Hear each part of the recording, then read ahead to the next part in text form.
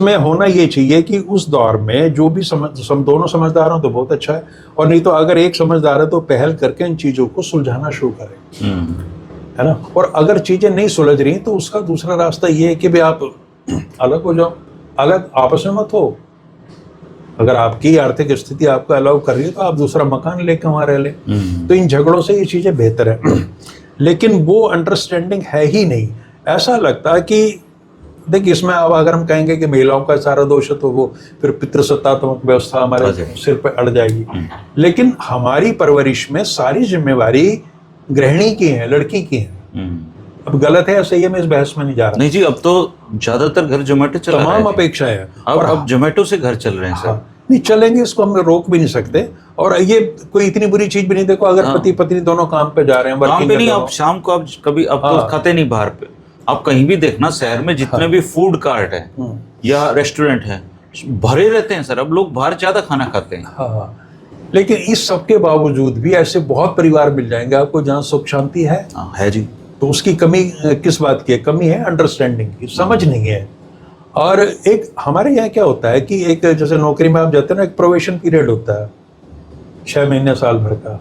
हमारे यहाँ वो नहीं है। अगर हम ये तय कर लें कि शुरू के 6 महीने में साल भर में जो भी गलतियां होंगी उनको गलतियां ना माने जाए, वो छोटी भूल चूक हो रही हैं और उसको गंभीर इशू ना बनाया जाए, और 1 साल के बाद हम फिर से आकलन करें सारी चीज़ों का, तो उसमें लगता है कि बहुत सारी चीज़ें सामान्य हो जाएंगी, ठीक हो जाएंगी।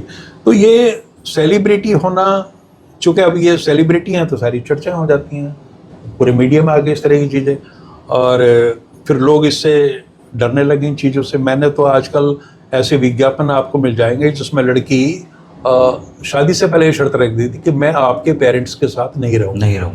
होता है ऐसे विज्ञापन में हमने देखा है कि ऐसा दूल्हा चाहिए जिसके माता पिता साथ ना रहते हों। तो आप सोचिए, ये जो चीज़ अभी आपको यदा कदा देखने को मिलती है, ये बहुत बड़े प्रचलन बनने वाली आने वाले समय।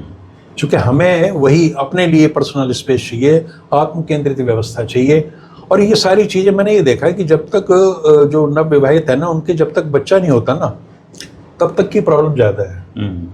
उसके बाद में दृष्टिकोण बदल जाता है दोनों का। और वो जो एक पीरियड होता है बच्चे पालने का, वो चूंकि लड़की अकेले तो संभाल नहीं सकती, तो उसको फिर से ऐसा लगता है कि भाई मेरी मम्मी साथ होती या कोई बुजुर्ग साथ होता, उस तरह की चीज़ें। तो ये नीड बेस्ड भी है। जरूरी नहीं है कि अगर शादी के प्रारंभिक 6 महीने साल भर में लड़की वो इस तरह का व्यवहार कर रही है कि मैंने साथ नहीं रहना। हो सकता है कि वो साल, 1.5 साल, 2 साल बाद अपना कर ले, निर्णय बदल ले, अपनी सोच बदल ले।